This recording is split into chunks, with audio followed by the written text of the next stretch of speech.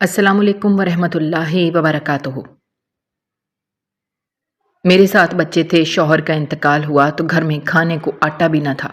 एक अमीर औरत मेरे दरवाजे पर आई, वो मेरे 3 बच्चे गोद लेना चाहती थी। पैसों की मोटी मोटी गड्डियां मेरे हाथ पर रख दी तो मैं फौरन राजी हो गई। फिर उन पैसों में से मैंने कारोबार शुरू किया और घर के हालात बदल गए। कई साल गुजरे तो इन तीनों बच्चों की याद आई।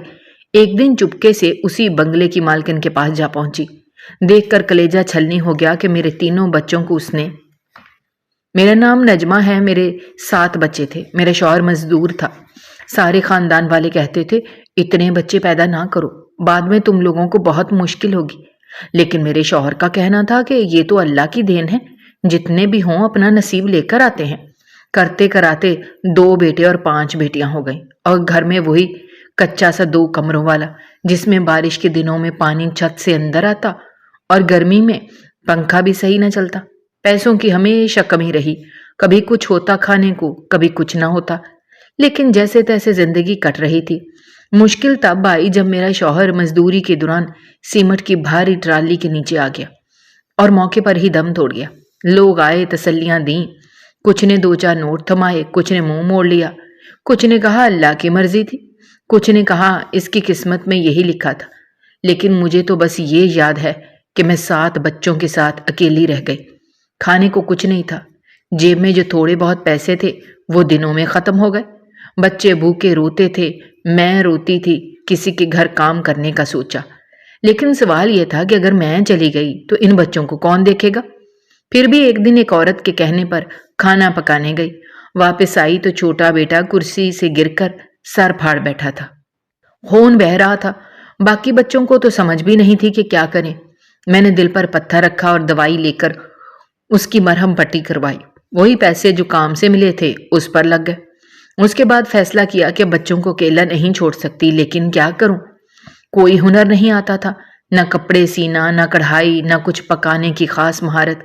एक औरत ने वादा किया था कि मुझे सिलाई सिखा देगी, लेकिन वो भी मसरूफ रहती थी और वक्त नहीं निकाल पाती थी। दिन गुजरते जा रहे थे, पैसा नहीं था, भूख बढ़ती जा रही थी और मैं अंदर से टूटती जा रही थी। कभी सोचती कि शायद वो लोग सही होते हैं जो अपने बच्चों को बेच देते हैं या किसी और के हवाले कर देते हैं ताकि उनको कम से कम 2 वक्त की रोटी तो मिल सके। मैं 9 साल की शादी में 8 बच्चों की मां बन चुकी थी। मेरे बच्चों की उम्रें इतनी छोटी थी कि वो खुद अपने जूते तक नहीं पहन सकते थे। मैं उन्हें कहाँ छोड़कर जाती और कैसे उनकी जिंदगी संवारती। ये सोच सोच कर मेरा दिमाग सुन्न हो जाता था और दिल बैठने लगता था।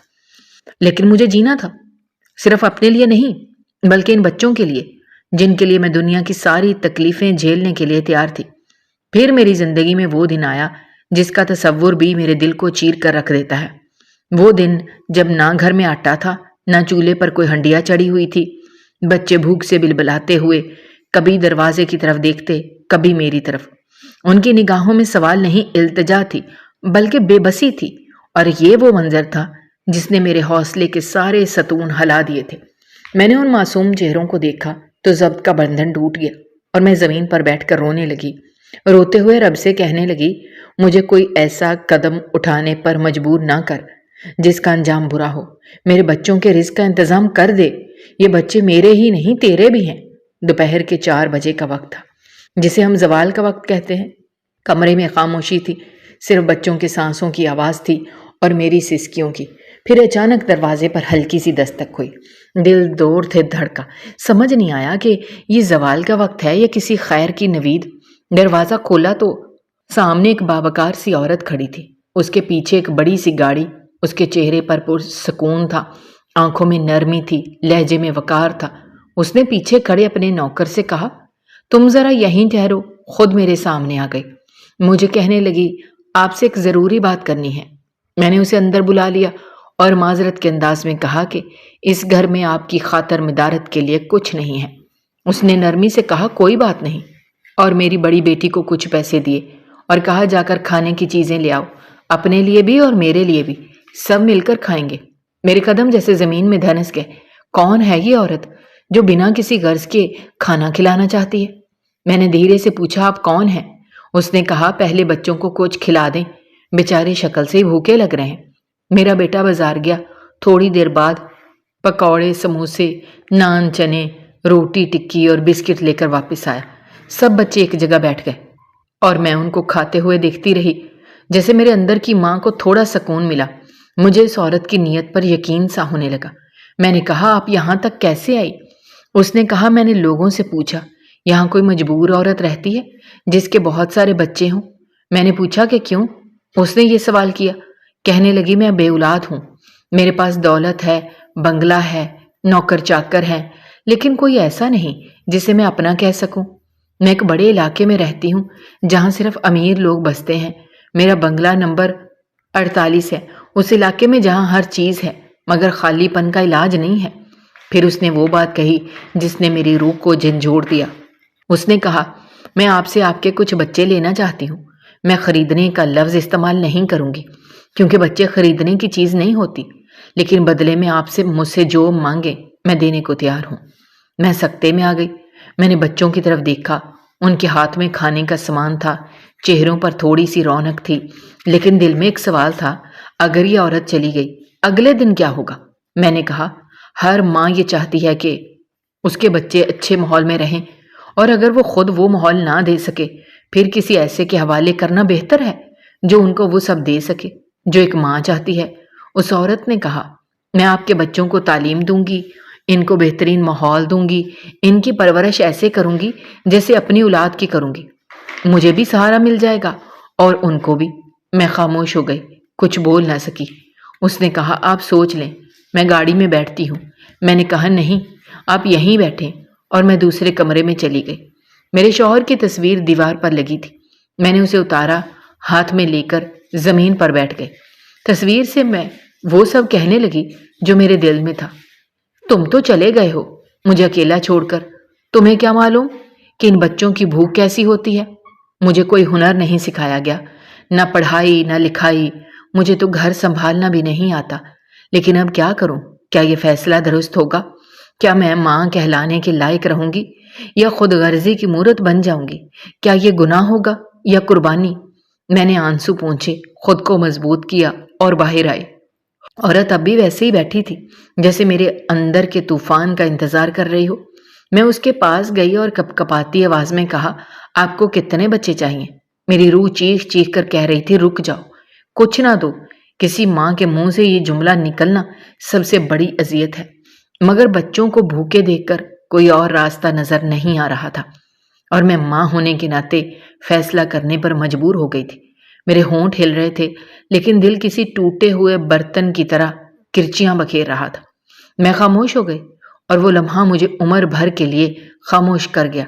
उसने कहा, मुझे 3 बच्चों की जरूरत है, वो 2 बेटियां और 1 बेटा।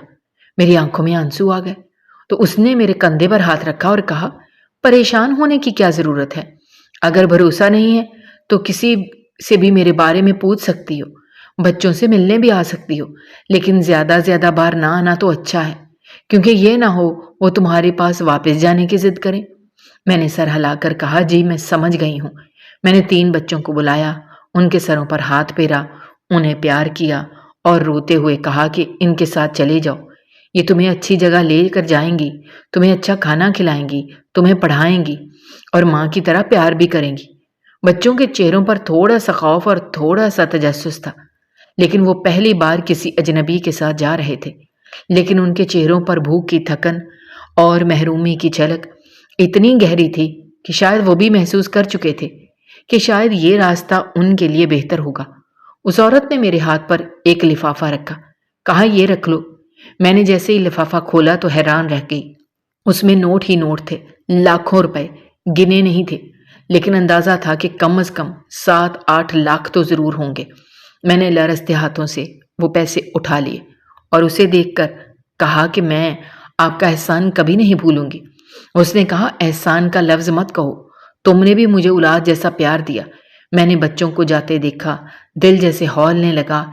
एक कदम उनका मेरे दिल को चीरता जा रहा था, जैसे कलेजे से गोश्त के लोथड़े काट कर कोई ले जा रहा हो। लेकिन मैं बेबस थी। मैं सिर्फ उन 3 बच्चों की माँ नहीं थी, मेरे पास और भी बच्चे थे जिन्हें मैं भूखा नहीं देख सकती थी, जिन्हें मैं रोजाना उनके सवालिया चेहरों के साथ चुप करवा कर सुलाया करती थी। मैंने दिल पर पत्थर रखकर उन्हें जाने दिया। وہ عورت چلی گئی اور جاتے ہوئے اپنا شناختی کارڈ میرے پاس رکھوا گئی کہ اگر کبھی دل میں شک آئے تو میرے پتے پر آ کر بچوں سے مل سکتی ہو۔ میں نے وہ کارڈ اپنے بکسے میں رکھ دیا اور سوچنے لگی کہ اب ان پیسوں سے کیا کرنا ہے۔ اگلے دن میں نے بچوں کے لیے کھانے پینے کی بہت ساری چیزیں خریدیں، گوشت، آٹا، گھی، چینی، دالیں، سب کچھ خریدا۔ پہلی بار میرے بچوں نے سیر ہو کر کھانا کھایا۔ میں نے پہلی بار انہیں سکون سے سوتے دیکھا۔ تب مجھے لگا کہ شاید میں نے جو کیا وہ اتنا غلط نہیں تھا۔ اگلے چند دنوں میں نے سوچنا شروع کر دیا کہ کوئی ایسا کام کرنا چاہیے جس سے مستقل آمدنی ہو۔ میں نے سوچا کہ دودھ دہی کا کام شروع کرتی ہوں۔ وہ کیسے دودھ گرم کرتی تھی، بچپن سے ماں کو دیکھتی آئی تھی، کیسے دہی جماتی تھی، کیسے مکھن نکالتی تھی، وہ سب مجھے یاد تھا۔ میں نے ایک ریفریجریٹر خریدا، کچھ برتن خریدے، گھر کے اگلے کمرے کو صاف کر کے اس میں دکان بنا لی۔ یہ کمرہ سڑک سے جڑا ہوا تھا، محلے میں کوئی بھی ایسی دکان نہیں تھی۔ سب لوگ دودھ دہی لینے کے لیے مین بازار جاتے تھے جو یہاں سے خاصا دور تھا۔ میں نے اللہ کا نام لے کر کام شروع کیا اور پہلے دن جب 2-3 محلے دار آئے، خریداری کی تو دل کو تسلی ہوئی۔ اگلے دن تھوڑے اور لوگ آئے۔ ہفتے بھر میں اتنا رش ہونے لگا کہ میں اکیلی سنبھال نہیں پا رہی تھی۔ میں نے اپنی ایک ہمسائی جو بے روزگار تھی اسے ساتھ لگا لیا۔ اس کے چہرے پر بھی خوشی تھی، کیا وہ کچھ کما سکے گی۔ پھر کچھ دن بعد ایک اور عورت آ گئی جو بیوہ تھی، میں نے اسے بھی ساتھ رکھ لیا۔ ہم تینوں مل کر کام کرنے لگیں۔ صبح سویرے دودھ لاتی، دہی جمانے کے لیے برتن سجاتی، دوپہر کو مکھن نکالتی، شام کو صفائی کرتی۔ دکان چلتی جا رہی تھی۔ میرے دل میں عجیب سی روشنی اترنے لگی تھی کہ اب میں مانگنے والی عورت نہیں رہی، اب میں کسی کو جواب دینے کے قابل ہوں، اب میں بچوں کا پیٹ بھر سکتی ہوں، اب میں کسی کی محتاج نہیں ہوں۔ دن گزرتے گئے، دکان کی آمدن بڑھنے لگی تو میں نے اپنے باقی بچوں کو قریبی اسکول میں داخل کروا دیا، کیونکہ تعلیم ہی وہ ہتھیار ہے جو میرے بچوں کو اس زندگی سے نکال کر عزت کی راہ پر لے جائے گا۔ میں نے ان کے لیے یونیفارم خریدا، بستے لیے، کتابیں لی، اور جب وہ یونیفارم پہن کر پہلی بار اسکول گئے تو مجھے لگا جیسے میری دعائیں رنگ لا رہی ہیں۔ گھر میں بھی تھوڑی تھوڑی بہتری آنے لگی تھی۔ پرانے کپڑے بدلنے لگے، کچھ برتن نئے آ گئے، چھت سے پانی ٹپکتا تھا وہ بھی ٹھیک کروا لیا، پنکھا خریدا تاکہ گرمی میں بچوں کو پریشانی نہ ہو۔ کچھ دن بعد فریج بھی لیا تاکہ دودھ خراب نہ ہو۔ زندگی جیسے واپس آ رہی تھی۔ میں اب گھر کے ہر کونے کو سنوارنے لگی تھی۔ جو کچھ بھی کماتی اس میں سے تھوڑا تھوڑا بچا لیتی تاکہ کسی دن کوئی ضرورت پڑے تو پھر کسی اور امتحان سے نہ گزرنا پڑے۔ 1 سال یوں ہی گزر گیا۔ ہر مہینے آمدنی میں اضافہ ہونے لگا۔ کبھی کوئی شادی بیاہ کا آرڈر مل جاتا، کبھی کوئی محلے دار کہہ دیتا کہ دہی بہترین ہے، میرے رشتہ دار آ رہے ہیں، ذرا زیادہ دینا۔ میں دل لگا کر کام کرنے لگی اور اللہ کا شکر ادا کرتی کہ اس نے مجھے حوصلہ دیا، موقع دیا اور وہ عورت بھیجی جس نے میری زندگی کی کایا پلٹ دی۔ کبھی کبھی دل میں بچوں کا خیال آتا جنہیں میں نے دے دیا تھا تو آنکھیں بھر آتی تھیں، لیکن پھر باقی بچوں کو دیکھ کر خود کو سمجھا لیتی تھی کہ وہ بھی تو میرے ہی بچے ہیں۔ اگر انہیں کسی دن بھوکا سلانا پڑا تو کیا وہ انصاف ہوتا؟ یہ سب سوچتے ہوئے میں کبھی کبھی اس عورت کی دی ہوئی تصویر دیکھ لیتی جو اس نے جاتے ہوئے دی تھی، بچوں کے ساتھ کھنچوائی تھی تاکہ اگر دل میں یاد آئے تو دیکھ لیا کرنا۔ وہ تصویر میرے دل کا سہارا بن گئی تھی۔ میں نے اسے دیکھ کر اپنی ممتا کی تسلی کر لیا کرتی تھی اور پھر دل لگا کر کام میں جڑ جاتی، کیونکہ اب میرے خواب بھی بڑے تھے اور حوصلے بھی مضبوط۔ جس دن میری بیٹی کی سالگرہ تھی، دل جیسے سینے میں تڑپنے لگا۔ بار بار آنکھوں کے سامنے اس کا چہرہ آ رہا تھا جو رخصت ہوئے تھے، ہوتے وقت بار بار پلٹ کر مجھے دیکھتی تھی، چھوٹے چھوٹے قدموں سے میرے پاس بھاگ کر آئی تھی اور میرے گلے لگ کر رو پڑی تھی۔ تب اس عورت نے اسے پیار سے بلایا اور وہ اس کے ساتھ چلی گئی تھی۔ اس دن کے بعد میں نے کبھی اسے دیکھا نہیں تھا، بس ایک بار فون پر بات ہوئی تھی، وہ بھی بہت مختصر اور رسمی سی بات تھی۔ مجھے ہر دن اس کی کمی محسوس ہوتی تھی، مگر اس دن کچھ زیادہ ہی دل بے چین ہو رہا تھا۔ میں نے بہت دن ضبط کیا مگر آج ضبط کا بندھن کمزور ہو چکا تھا۔ آنکھوں سے آنسو بہہ نکلے۔ میں نے سوچا آج اسے دیکھ ہی لوں، آخر وہ میری بیٹی ہے۔ میں کیسے برداشت کروں کہ اس کی سالگرہ ہو اور میں نہ دیکھ سکوں؟ میں نے دل کڑا کیا اور فیصلہ کیا کہ اس سے ملنے جاؤں گی۔ اب تک اس عورت نے میرا اعتماد نہیں توڑا تھا۔ بچوں کی حالت بہتر تھی اور میں جانتی تھی کہ وہ ان کا خیال رکھ رہی ہے، مگر ماں کا دل تو بہرحال ماں کا دل ہوتا ہے، چاہے کوئی کتنا ہی اچھا کیوں نہ ہو، اولاد کے بغیر دل نہیں لگتا۔ میں نے بچوں کے لیے کچھ کپڑے، کھلونے اور تھوڑی سی مٹھائی خریدی اور اپنے بڑے بیٹے کو ساتھ لیا، جو اب اتنا بڑا ہو چکا تھا کہ لوگوں کو لگتا تھا وہ میرا شوہر یا بھائی ہے، حالانکہ عمر کے لحاظ سے وہ بھی صرف 12 برس کا تھا، مگر جسمانی لحاظ سے بہت تندرست اور سمجھدار تھا۔ میں نے دکان کی ذمہ داری اس کو ہی دی ہوئی تھی۔ وہ دودھ دہی تولتا بھی تھا، گاہکوں سے بات چیت بھی کر لیتا تھا۔ اس کی چال ڈھال میں اعتماد تھا، لوگوں کو اس پر اعتبار آ گیا تھا۔ وہ اپنے والد کی طرح سنجیدہ اور بردبار بن چکا تھا۔ ہم دونوں گاڑی میں بیٹھے اور اس عورت کے دیے ہوئے پتے کی طرف روانہ ہوئے۔ راستے میں میرا دل زور زور سے دھڑک رہا تھا۔ نہ جانے بچے مجھے پہچانیں گے یا نہیں، کہیں ناراض تو نہیں ہوں گے، یا پھر ایسا نہ ہو کہ وہ مجھے دیکھ کر واپس جانے کی ضد کریں۔ مجھے اس عورت کی وہ بات یاد آ رہی تھی کہ زیادہ بار نہ آؤ تاکہ بچے ضد نہ کریں، مگر دل کی حالت یہ تھی کہ ایک پل کی جدائی بھی برداشت نہیں ہو رہی تھی۔ ہم اس بڑے سے علاقے میں داخل ہوئے جہاں بڑی بڑی کوٹھیاں تھیں، صاف ستھری سڑکیں اور چاروں طرف ہریالی تھی۔ مجھے اپنے کچے گھر کی حالت یاد آ گئی، جہاں بارش میں چھت ٹپکتی تھی، گرمیوں میں ہوا رک جاتی تھی، وہاں نہ پنکھا تھا نہ اے سی۔ یہاں ہر گھر میں سہولتوں کی بھرمار تھی۔ ہم اس بنگلے پر پہنچنے میں زیادہ وقت نہ لگا۔ گیٹ پر گارڈ بیٹھا ہوا تھا۔ میں نے اس سے پوچھا کہ فلاں نام کی میڈم کا گھر ہے۔ اس نے اس بات میں سر ہلایا۔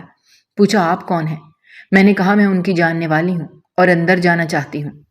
وہ اندر گیا، تھوڑی دیر بعد واپس آ کر بولا آپ اندر آ سکتی ہیں۔ میرے قدم جیسے من کے ہو چکے تھے، ایک قدم اٹھانا مشکل ہو رہا تھا۔ اندر داخل ہوئی تو سامنے خوبصورت سا لان تھا۔ اس بنگلے کے باہر ایک وسیع و عریض لان تھا جس کی گھاس تراشی ہوئی تھی اور کونے کونے میں مختلف پھولوں کے گملے رکھے ہوئے تھے، لیکن میری نظر ایک ہی جگہ پر ٹھہر گئی جہاں ایک 10 یا 11 سال کا لڑکا سر پر کپڑا باندھے، ہاتھ میں پائپ پکڑے پودوں کو پانی دے رہا تھا۔ اس کے چہرے پر معصومیت تھی، لیکن تھکن اور مایوسی کی پرچھائیاں صاف دکھائی دے رہی تھیں۔ میں نے جب غور سے دیکھا تو میرے جسم میں ایک سرد سی لہر دوڑ گئی، کیونکہ یہ میرا اپنا بیٹا تھا جس کو میں نے ایک اچھے مستقبل کی امید میں یہاں چھوڑا تھا۔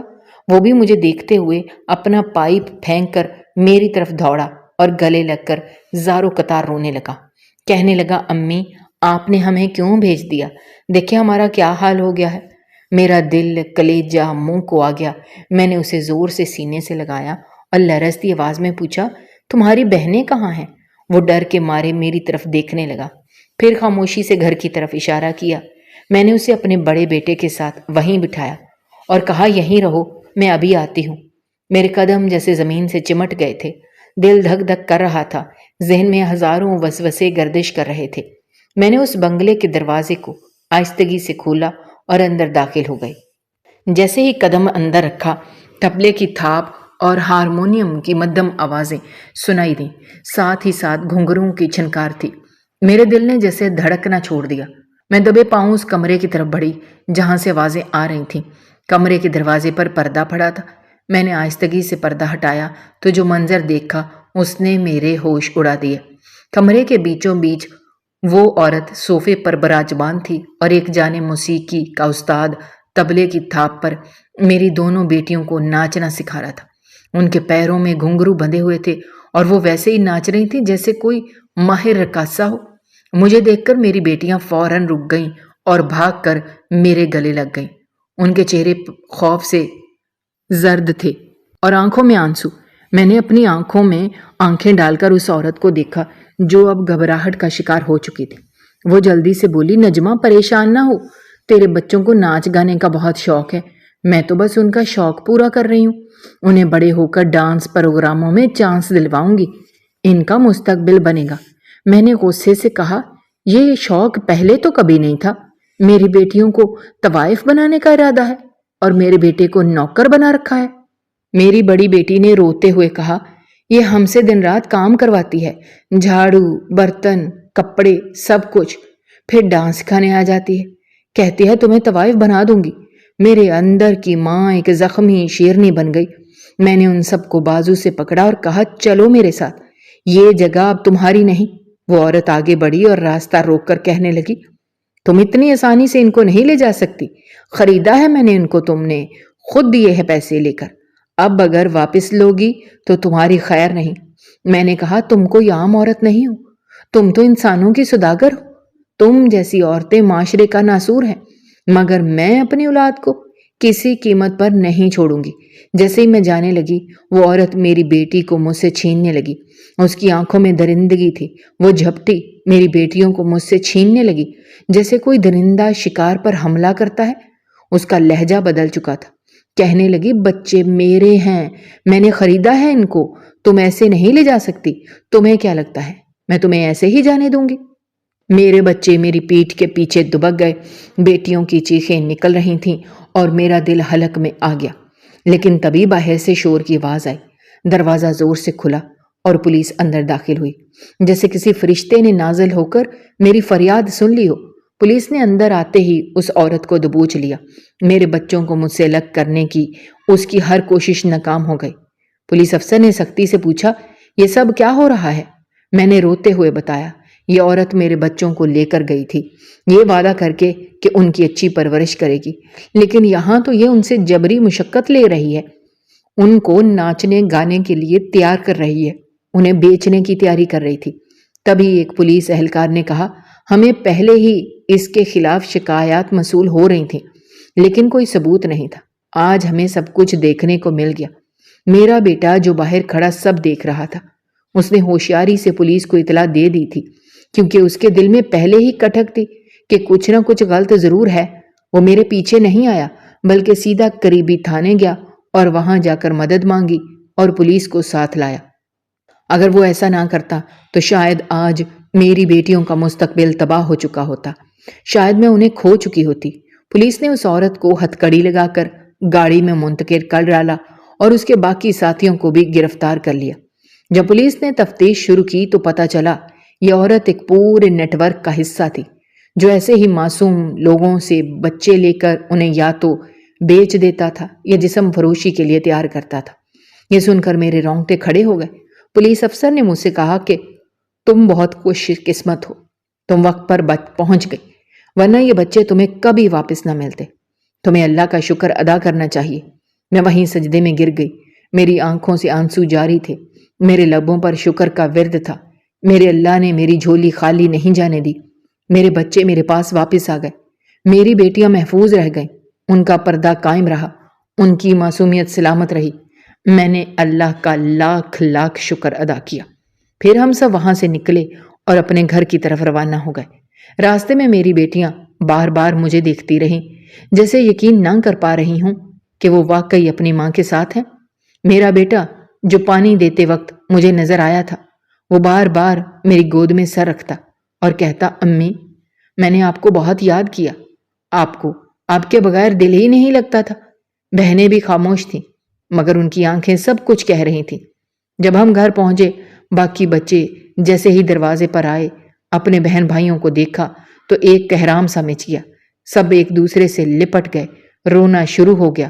میری چھوٹی بیٹی اپنے بھائی کے گلے لگ کر رو پڑی، بولی، بھائی تم بہت کمزور ہو گئے ہو، تمہیں کیا ہوا ہے؟